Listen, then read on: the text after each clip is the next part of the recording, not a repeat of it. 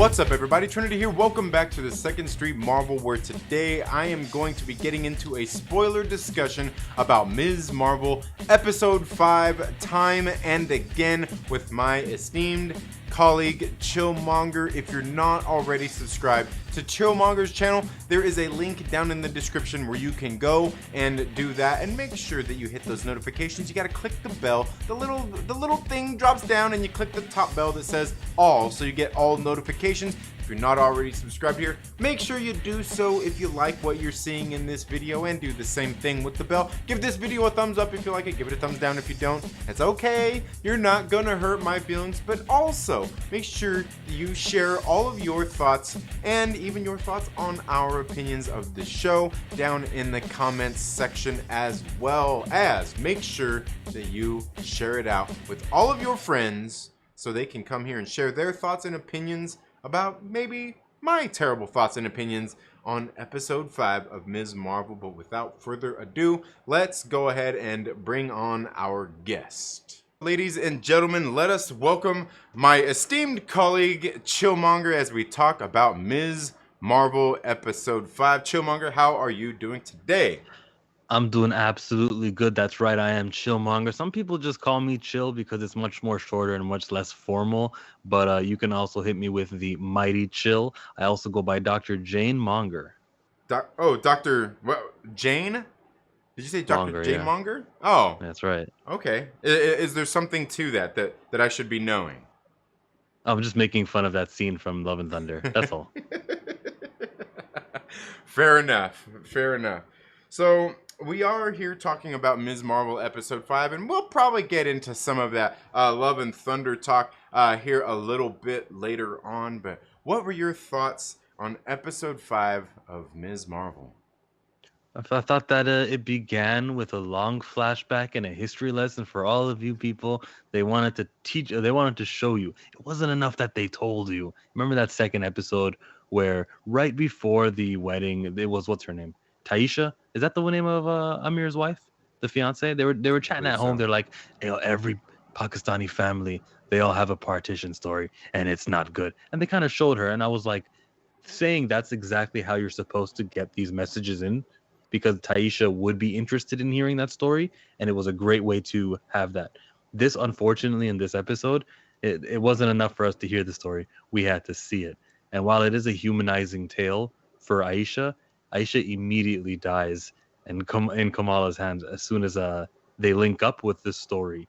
And again, it was not part of the story. It was like a good half an episode of just things that happened to this character, and nothing that happened to the character transfers over to Kamala, because it's not like she said in her dying breath, oh, this happened to me and then I met with daddy, or nothing. None of that transferred over. Any knowledge obtained or any events that happened during that beginning of the movie, her being pregnant, all that, it was just for the audience to see just how bad those British were, and just how how the divide in that country played out. That's all it was. It was just a little educational piece, but it wasn't a little educational piece.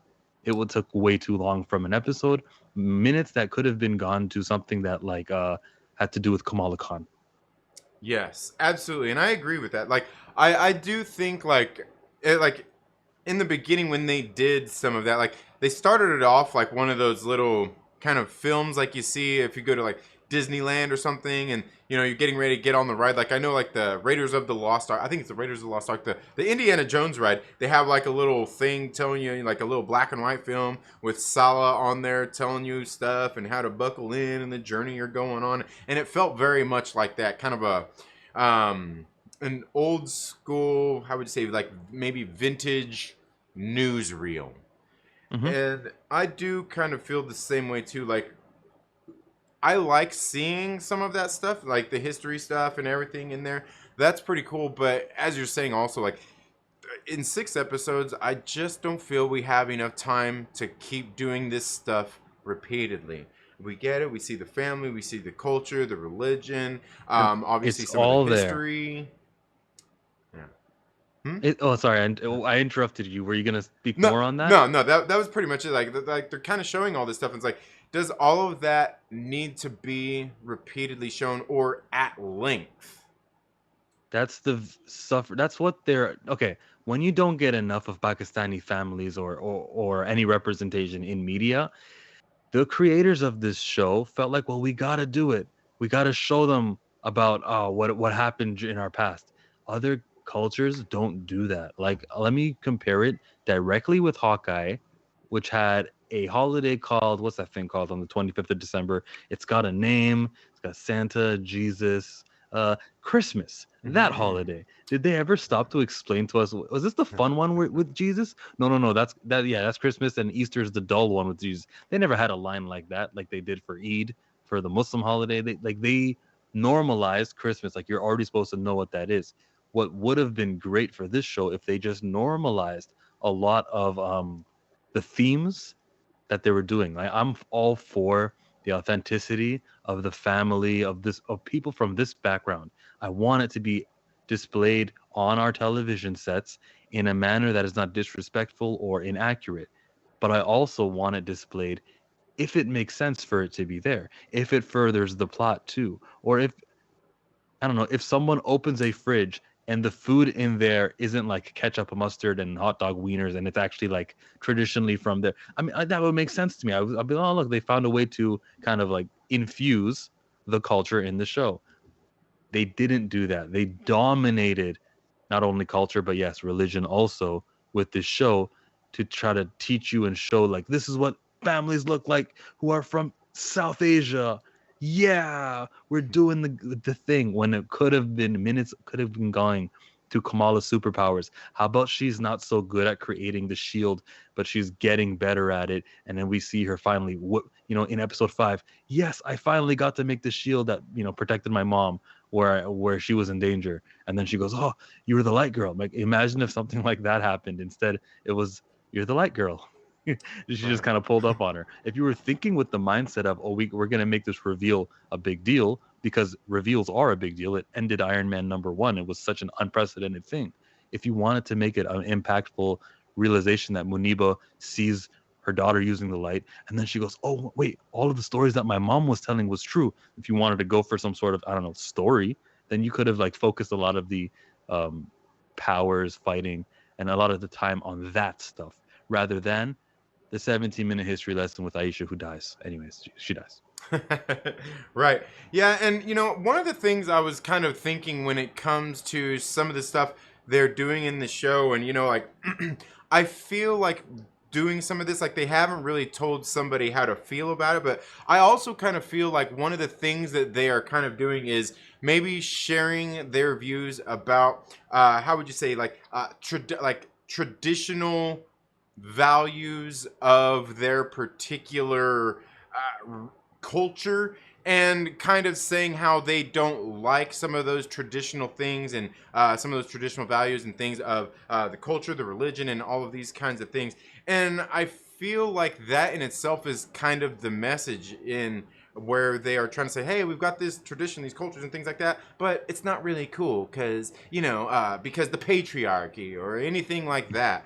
And I think that is where some of it seems to fall a little bit short. Like, it's okay to show those things, but then you're also saying at the same time, like, these traditions, these things that have been around for years, is just like this old way of thinking, and we shouldn't be doing that anymore. When, for the most part, I think a lot of our traditions, values, and things that have been historic, rather, no matter what culture you're in, have got us this far in the world. And I feel like there's some of that that's going on, even in something we're going to talk about a little bit later with Thor: Love and Thunder, is kind of just taking a dump on traditional values. And I think that's a little messed up. I think it's a little messed up. Yes, agreed. I mean, the um, thing is, there's so little that happened in the episode because, again, it's 17 minutes about a character who doesn't really mean anything to the grand plot because the character dies and none of the information that she learned was transferred over to Kamala, right? Because of that. Plus, we knew and we were waiting for Sana to see all of the stars, and you knew that Kamala would be the one to set it up. mhm. The most interesting thing to come out of that really is that a time loop? Is that a paradox? Is that something that the TVA would be worried about? or is now that He Who Remains gone, it's not something that TVA would tighten up. But it didn't need tightening up either because she never interfered really. She just Right. went by the legacy. She just went by the story. But Hmm. then like if she's just going by the story, it's just a loop. Yeah, it's crazy. It's a loop of what came first, the chicken or the egg. Right. Yeah, absolutely. And you know what's funny is because um, I think it was just that throughout the past couple episodes where they've kind of mentioned that, like, oh, like a trail of stars, and then the letter back to her father, and those kinds of things. And then by the time we got into episode 4, at the end of that, especially when she arrives there in 1945, it's kind of like, okay, like leading into that, I'm kind of like, I feel like it's going to be Kamala that actually saved her own grandmother, and sure enough, that's exactly what they did. Easy Um, prediction. yeah, absolutely. And I still confused about the bracelet. Is there two of those bangles there? Because we see obviously Kamala has one, but then we also see there's the other one that her grandmother has there. Yeah, good It's question. it's interesting about having that. Is it the same bangle? Where I've just kind of been wondering that the whole time. Where is that second bangle? Is there one? Yeah, it's kind of like in Endgame, they brought Mjolnir back, but the a true original Mjolnir was up at New Isgard with a bubble on top of it, because no one could move it. Right. Yeah, very, very interesting with just some of those kinds of things, and because I think we talked last week about how, maybe it was the week before, about how I kind of felt like that second bangle was out there, and I figured that was the one that Aisha had, while her grandmother had the other one that she ended up giving to her, and I don't know, maybe that's not exactly right. Yeah. Very, very interesting stuff with that. But again, I think that's the thing is in this episode we don't have this kind of time, but I do like seeing Aisha, the relationship with her and I can't remember the grandfather's name, her husband. He dies too. Don't worry. Yeah. I think it's cool seeing that kinds of stuff. But again, Why is it cool seeing that stuff? uh, Because just a little bit of usually, just history, seeing kind of some of the stuff that went happen. But again, it gets just a little bit long in the tooth, and it's like we don't really need all of that. You can show some of it. We obviously know they fell in love, they had kids. Um, how necessary is all of it? Probably for the most part, not really. yeah. But if you enjoyed watching it, I'm not gonna like if you enjoyed watching it, that's a real emotion you had while viewing it, and that's cool too. But knowing that this time was not used on Kamala Khan's powers or on the Kamran and Bruno kind of interaction that they had, knowing that it was such a quick interaction, like, I need you. I only knew to come to you, and he kind of just accepted him and took him home upstairs. I was kind of like, bro, it's gonna take more than that, wouldn't it? That was very weird that Kamran and Bruno, and maybe Bruno could have given us a little bit more about his family and about how he's like alone and stuff. Like that would have been also nicer too, because he kind of is an important character who Right. we are going to see again the next time we see Kamala. But minutes went somewhere else rather than him. And shoot, even though he's not a main character, he still is enough of a character where we could get some backstory. Yeah. Yeah. And Yeah. he didn't know his name was Bruno. He called him Brian. I genuinely thought your name was Brian. That Yeah. was a good joke. Yeah. It really was, and at the same time, I kind of felt like, yeah, come on, man, you knew, didn't you? I think he didn't know. I think that's it. I don't know. He was committing to the bit. I think he really did Yeah. not know his name was Bruno. Yeah, because thinking back on it, I don't recall that they were ever actually properly introduced to one another, as far as like their names and everything. Like he popped out of the pool there at the party, and that was kind of it. Kamala was just all googly eyed over him. Hmm.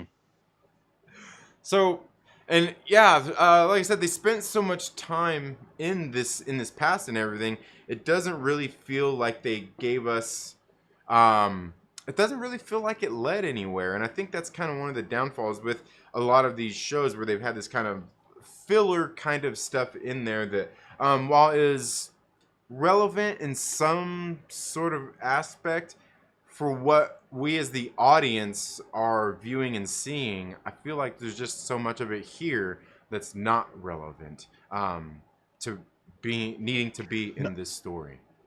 well, yeah, not relevant to the story, but relevant if your goal of this show is to showcase people who don't look like white folks in a positive message. If that's what you were trying to do, you accomplished that. However, I think you accomplished that when you casted Iman Vellani to be Ms. Marvel and you decided to do a show about Kamala Khan. Mission accomplished. Now make the best possible story you can with her. And instead, they're like, no, no, no, that wasn't enough. What we also need to do is introduce these themes to the general audience who may be unfamiliar so that we can humanize a group of people. That is not on you, Marvel Studios. Bisha K. Ali, head writer. That's not on you, director. It's not on you to like, I guess, advocate for these social causes or I keep saying humanize. I'll say it again. To humanize a Daisy looking person. It's not for you to do that through your like educational messages and stuff. It got lamer and lamer as the episodes progressed.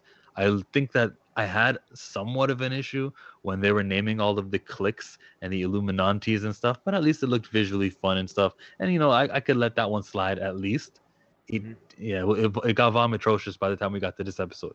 Not to mention the last episode, which was pretty bad itself, when they kept on like she was fighting the Red Dagger, and then all of a sudden, bro, you have to follow me to live. And I'm like, what the hell's going on here? If we hadn't have had all of the time sitting down and talking about biryani spicy and all of the montages of the city and all of the tourism brochure moments where they were just learning about the history of the country. If we Mm-hmm. hadn't had that, maybe you would have made more sense of why Red Dagger and Kamala are now friends after he was just throwing knives at her. Because that's not, you don't follow the people who throw knives at you guys. Right. Yeah, And absolutely. and so with Absolutely. this episode, when we get to the fighting scene between Najma, the clandestines and them, Mm-hmm. okay, finally something's happening, right? Here's the thing though. What exactly happened? Did Najma said the word Kamran and she put her hand and the whack digital effects appeared and looks like something that happened in her moved over to Kamran and all the way in Jersey City. It traveled Mm-hmm. fast. Just the same way that the clandestines traveled fast from the jail to Karachi. We're not even asking how they were able to do that. But the same way they traveled there, boom, it gave Kamran superpowers that are also glowy lighty things. In Marvel, we have so many times like when Killmonger got the Black Panther suit to match the Black Panther. When the other Monger guy fought Iron Man in the first movie, it's like whatever your superpowers are, the other guy has the evil version of it. And Mm-hmm. that's happened so much times in Marvel that you'd think they would know not to do it, but it looks like that's what's happening here with Kamran getting the Kamala Khan hard light superpowers. Yes, and that was exactly what I was getting ready to touch on next was that where we see that kind of conflict go down, and we do see Najma go up and touch the light. And what is that like the Inhumans cocoon that comes over them and protects them before they turn into skeletons and dust? Let's go with that. Yeah, Inhuman Cocoon. Yeah, They won't say it. they probably won't. Not at this point, at least. But I do think that that's coming. That it will be revealed that maybe they are different. Maybe not even in the show that they are inhuman. They're they're clandestine. Well, I mean, well, that could be. But I'm thinking like with in the cases of like Kamala, in that case where she was obviously made like her grandmother, or great grandmother in this case, is a clandestine, but she had a human child. So basically, kind of the interweaving, I guess you could say, of these multi species people, which essentially would be her grandmother and her mother and things like that. Is kind of how I was thinking about it, because you basically have different Okay, species so the mating. grandma Sana is 50% human, is 50% clandestine. Muniba is 25%. Kamala is 12.5% a clandestine. Yes, All right. I Well would then, guess, yeah, something like that. her mom is more powerful than her. Could very well be. Yes. She should put a bangle on. Hey, the show's not over yet. And that was kind of one of the things I was thinking. I think I had even made a prediction on, in I think after episode 2 was like, are we gonna find out like that the parents, both or either one of them, have powers as well? And I kind of feel like this They somewhat should. gave an answer to that. That is, unless it's kind of like some of these other things that are supposedly hereditary that maybe it skips the generations as well. That happens in real life, right? With people and their hairlines. Sorry about that, Trinity. How dare you? It's happening here on this end too. I understand. I feel you. I feel you. They But got the demon widow speak. As soon as I get a haircut, it's over. Like mhm. I'm sorry, that's nothing to do with the show. Just you see how I realized that, unlike the screenwriters, like we're Yeah. talking about the superhero, and here I am chit chatting about my hair. Mhm. Well, that's okay. We recognized it. You recognized it before we continued, and we Hmm. made the course correction. That's right. Now let's get to the suit of her in the Thor movie, which we'll get to in a second, right? In the Thor movie, the Marvel Studio logos plays, and you can actually see a scene with Kamala Khan in her blue with the lightning thing. The Mhm. origin of the lightning now, it won't be because she meets Captain Marvel and then she's gonna wear the lightning. It's because the letter K or kaf in Arabic, Mhm. that when you turn it sideways looks like a lightning. And oh, that's the origin of the suit. In a way, because I don't believe we're getting Carol Danvers anymore. In a way, I'm kind of disappointed. I think about that interview where Kevin Feige said we didn't want WandaVision to have Doctor Strange and just have some white man come here and save the day for her. And I think, oh, they probably didn't want somebody white to save the day for Kamala Khan because that's a no-no. Me as a fan, personally speaking, I love the continuity, or the connectivity, I should say. I love how things are attached to each other, and to have another hero show up on your show is only a plus, regardless of their skin color. It makes everything feel better. And Carol is pretty important to Kamala's story. But with the necklace scene, I don't think that's coming anymore. How about you? What do you think that necklace meant?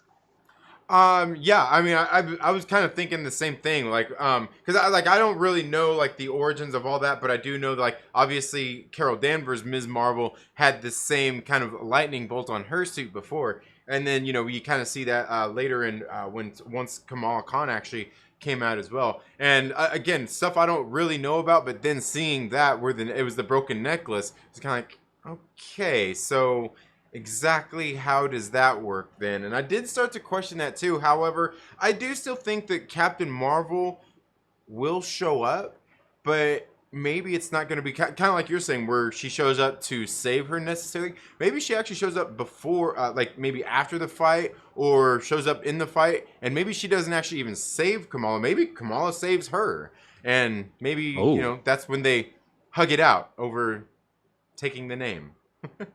that'd be nice. I would love to see it happen. Yeah, and because there's got to be. I mean, if it wasn't Captain Marvel gonna show up in the show, who else do you think it would be? Dr. Eric Selvig, maybe he has a little cameo here too. They mentioned his name. Mm-hmm. No, Yeah, I'm yeah. joking. Of course not. Who's a Jersey superhero? It's not like Spider-Man's gonna be swinging by or something. I don't know. Yeah, and it's not like we're gonna see Captain America. It's not like we're gonna see him show up either. No, no. I just tweeted something spicy about Captain America. I said, listen, hear me out. I said, listen, there's probably somebody right now going, man, Rocky number 9 is gonna come out this December because they're not gonna give Adonis Creed his just due, right? They don't respect him as his own standalone guy. They don't give him his own.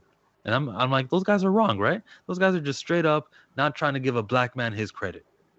Hey, on a related note, I'm not gonna call the Sam Wilson movie Captain America 4. It's Falcon number 1. I'm gonna give him his just due. He's detached from that guy. This is not the fourth time we're getting Captain America. It's the first time we're getting Falcon number 1. And the movie will probably have like a subtitle also, like Love and Thunder. We right. don't call it Thor. We're gonna be calling it Love and Thunder. So yeah, whatever the subtitle is probably what we're going to call this movie, just in conversation. But I'm definitely not calling it a Captain America 4 movie. Nope. Right. Yeah, absolutely. And I totally I understand that. And I get You that. understand it? You almost It's said I totally agree. You don't totally agree. You understand. yeah, well, I agree too cuz I mean it makes me think Oh, about like Black Panther Wakanda Forever. This is like the same kind of thing in the sense where obviously it's a mantle, but I mean already it's being just advertised as kind of Wakanda Forever, not Black Panther Wakanda Forever. yeah.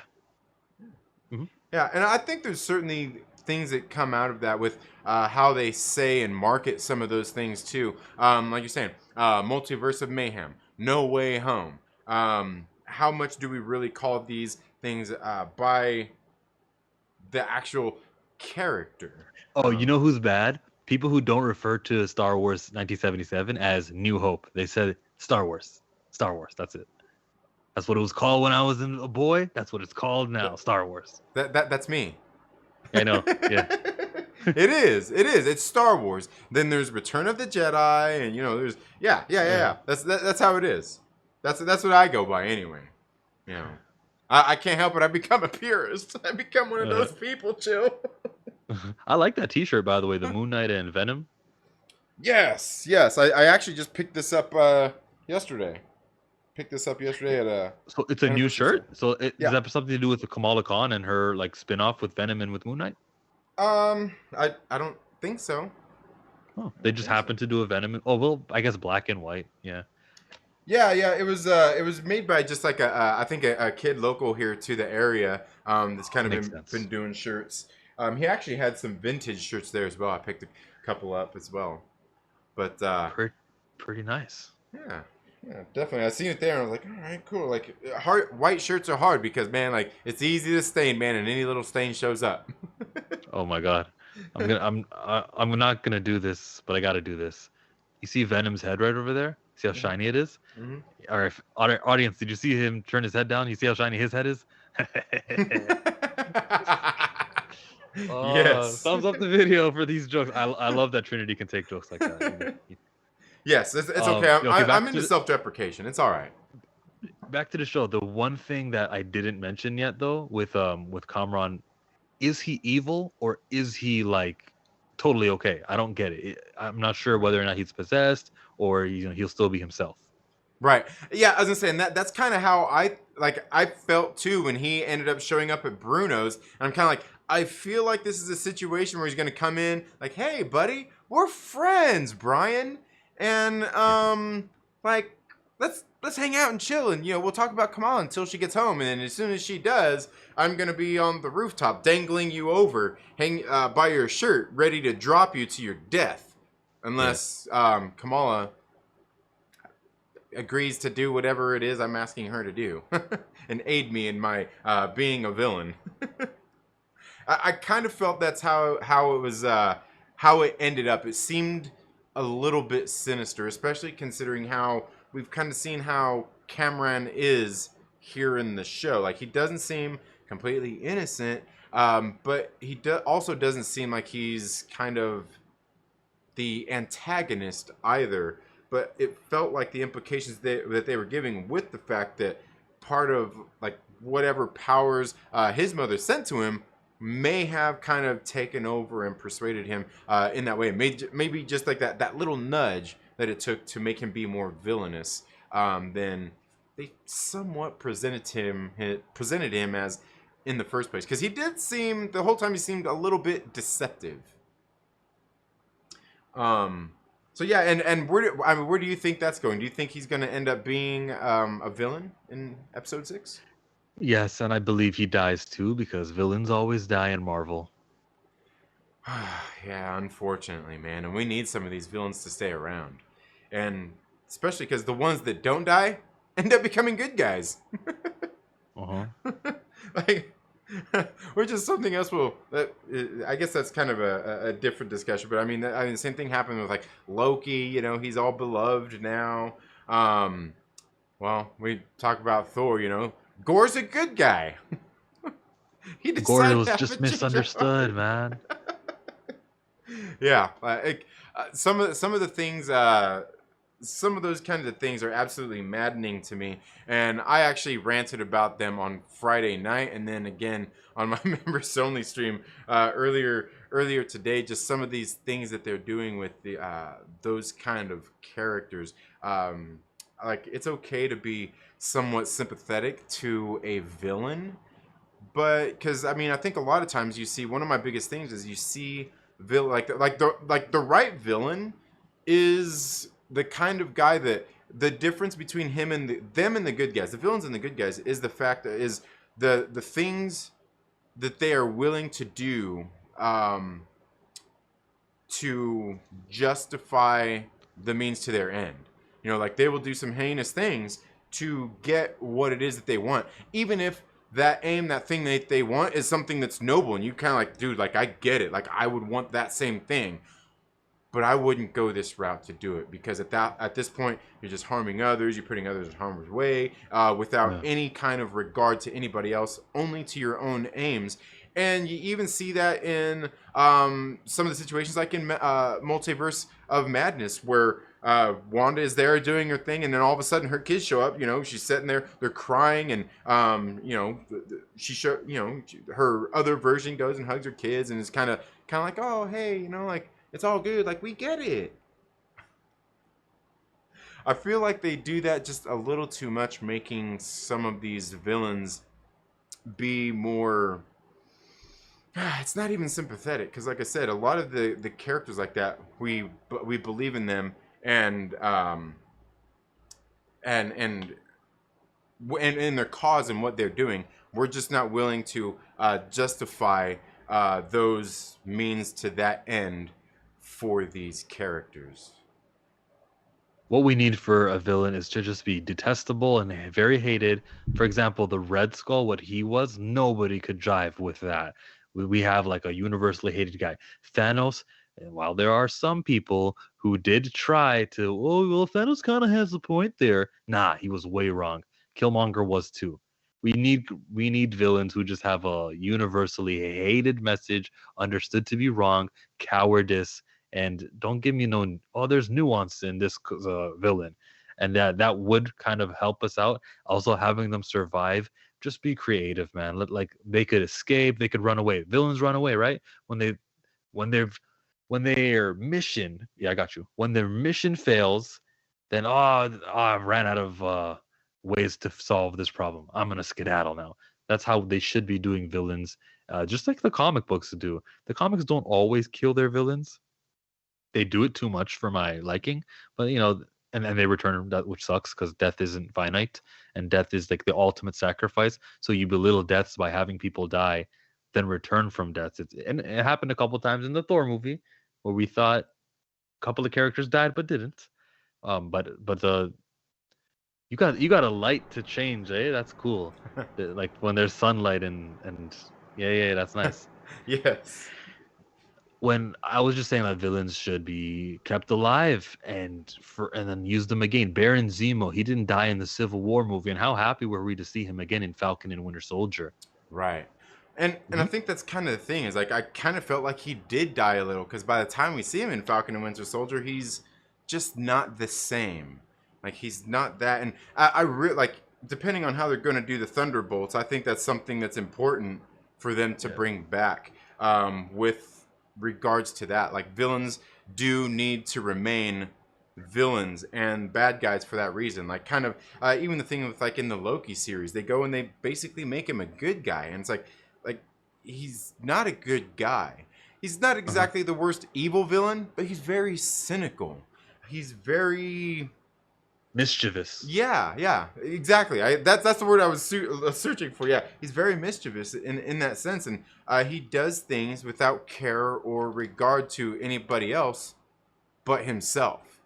Yeah. And I think they definitely need more of that, especially with the villains remaining around. It's like, I want to see Loki become that sinister villain again, and maybe we'll get that in the season 2, but I think that's something important, because that's like inherently part of the character. Like, you can like Darth Vader, like, no matter what, like, he's a bad guy, but he's so beloved. He's so beloved, even with all the things that he has done. People still like him, but they still like him as the bad guy. They didn't Yeah. like him because like he just decided to had a change of heart and became a good guy. It's because he was such a great Yep. bad guy.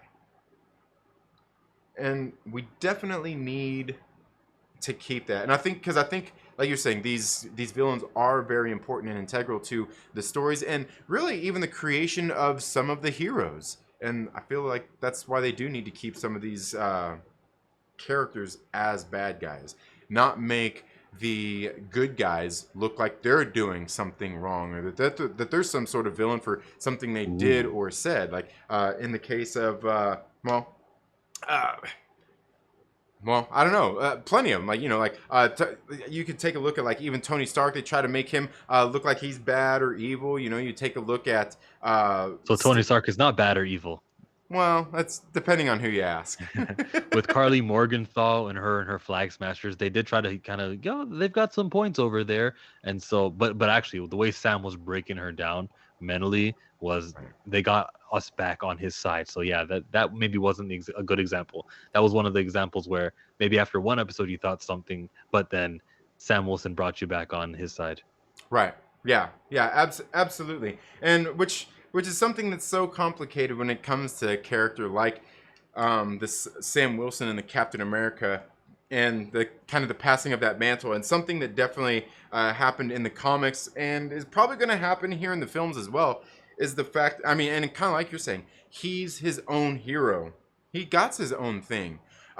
Sure, and that's something I've kind of talked about. Like, sure, it's great, like, him being Captain America and trying to fulfill that role. But the thing is, like, he displays the same leadership, the same qualities, the same kind of decision making that Steve Rogers does as Captain America. But he's not Captain America, and you can't really make him be.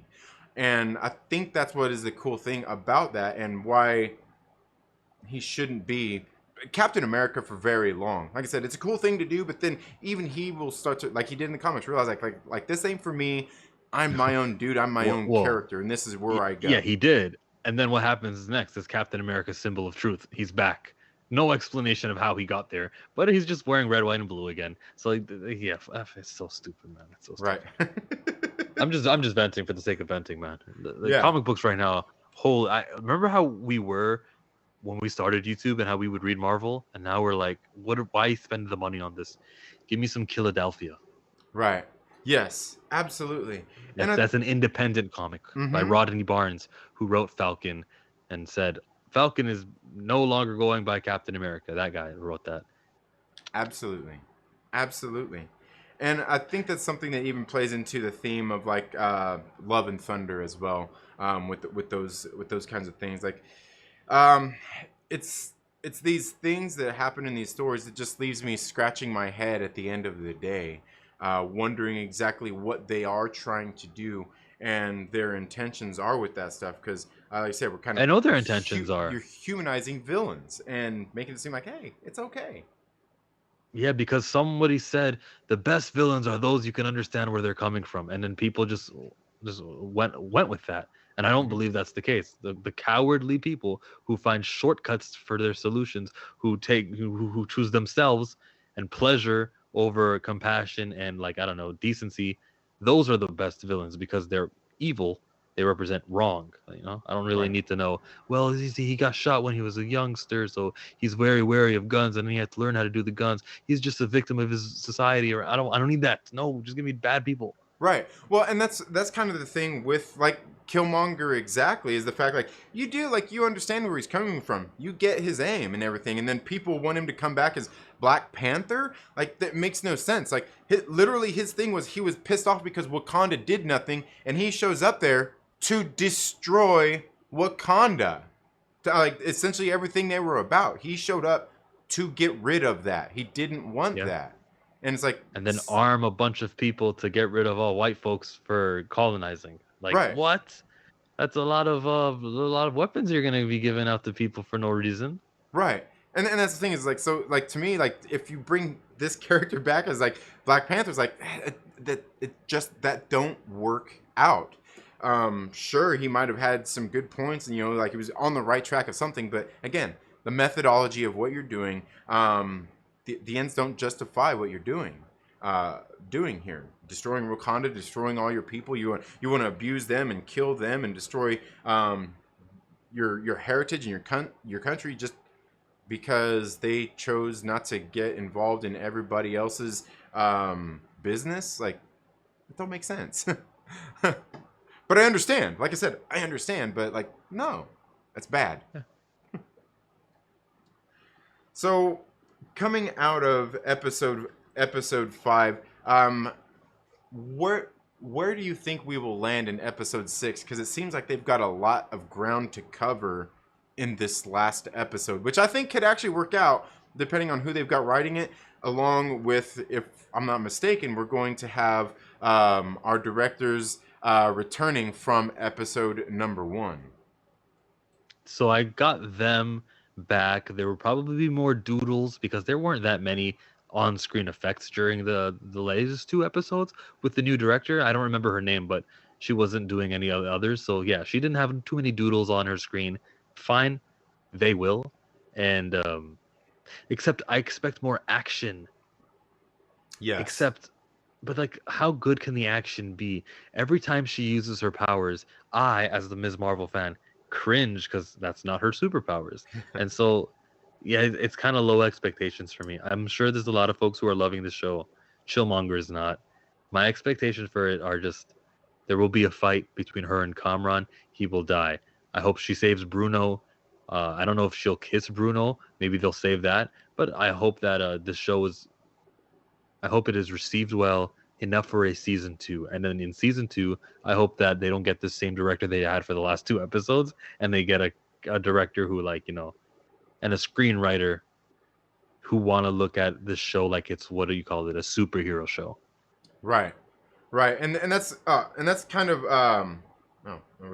that's kind of something I was thinking about too, is and something I've talked about here on the channel at length many a times too, is the writers, the directors, not so much the actors. I mean, obviously I think the actors should be into these characters and the stories as well, but I see and feel like there's just people out there trying to further their careers or do better just by getting into these shows, do better for themselves by getting into these shows and writing them, when I feel like a lot of them don't have any love for the characters in the first place before they started the job, or even the stories that these characters were involved in before getting to this show. And I even feel that same way about Michael Waldron and what he's done with Loki, and even Doctor Strange. It's kind of like you could be a good writer, but do you like these characters? Do you know these characters? Do you know these stories? Where you see like Christopher Marcus and Stephen McFeely, you go watch any of the movies that they wrote, you can tell they know these characters. They like the characters. They like the stories that that they read and want to tell through their version of these stories. And I do not feel that from a lot of the writers that we've had in the MCU recently, and especially coming out of Thor: Love and Thunder. Bro, we could have had Marcus and McFeely do a whole.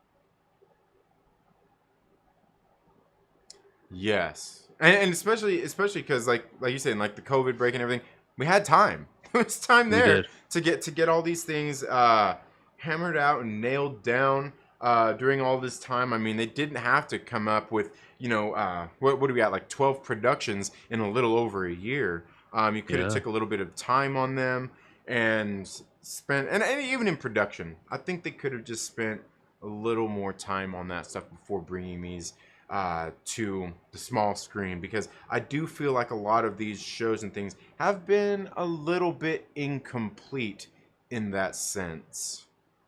I thought Love and Thunder was a little bit incomplete with like the length.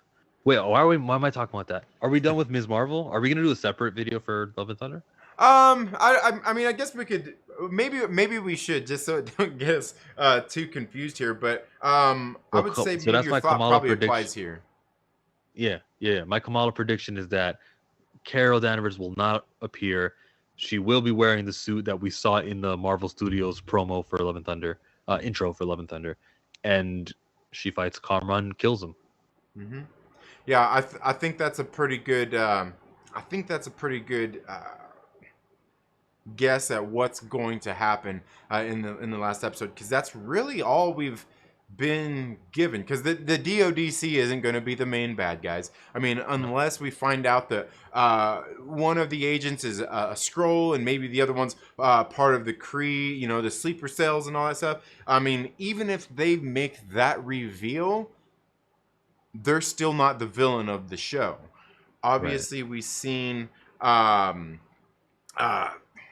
all of a sudden I forget her name. Najima. Najma. We've seen her. Obviously, we've seen her die. She was an antagonist, but she's obviously not the main antagonist and villain of the show, and that's why I kind of feel like maybe some of her spirit or aura or whatever transferred to Kamran, and that's why he will end up becoming this villain. And I actually like that, because it works out, because it's somebody that she likes and trusts, supposedly for the most part, that is going to stab her in the back and deceive her and take advantage of basically all that goodwill that she has for him. And I think that's a great villain if they pull it off. But yeah, and so I mean, I guess I don't really have any predictions of my own for the series, of other than obviously we're gonna see this last thing go down, this last battle. Probably going to be a cameo by one of the main superheroes. At this point, you might be right. It may not be Captain Marvel. Maybe it will be Scott Lang. Oh yeah. Yeah, I was gonna say that would be perfectly fine. It'd be perfectly cool. Or maybe it's Nick Fury that makes a little appearance here to bring it forward. What if it's Peter Parker? Sony would not allow that one. Probably not. But yeah, very interesting. I mean, kind of interested to see where the show is going to end up and land. I'm here for it. I have enjoyed the show overall, and something we'll get into a little bit here later on is I do like the show and want to see where it goes, and I hope it does good. And it's interesting to me that this seems to be, for me, one of the better projects that we've had in Phase 4 of the Marvel Cinematic Universe. Good show. But anyway, do you have any final thoughts before we bring this talk about Ms. Marvel to an end? I hope they say her name properly, Ms. Marvel, and not Miss Marvel. But they're gonna say Miss, because everyone doing interviews, they all say Miss. So they'll say it wrong, unfortunately. No, I got nothing to say. Yeah, I feel the same way, man. I see all the geeks, the nerds, like, you know, like sometimes I feel like maybe I'm turning into an old curmudgeon that I want to pronounce words correctly. Yeah. Next time I see someone spell two without the O's, you know, TOO, I'm gonna snap at them. Yes. Believe me when I say I'm like, I try not to be a grammar Yahtzee, but I still do it sometimes. But thank you so much for being here, Chillmonger, and talking to us and sharing your feelings about Ms. Marvel Episode 5. If you guys are not already subscribed to Chillmonger, make sure that you do so. There's a link down in the description of this video where you can go check out his channel, subscribe to his channel, and make sure that when you do that, you got to click the little bell. There's be a little menu that shows up, and it's got 3 bells on there. You click the one on the top that says all, so you get all those notifications out there. And go check out his videos. Very good stuff. One of my my second favorite channel on YouTube. But thank you all so much for being here. Chillmonger, once again, thank you so much for being here. Make sure you check out his 33 burning questions, and you all have a very good day, and we'll see you in the next video. Later.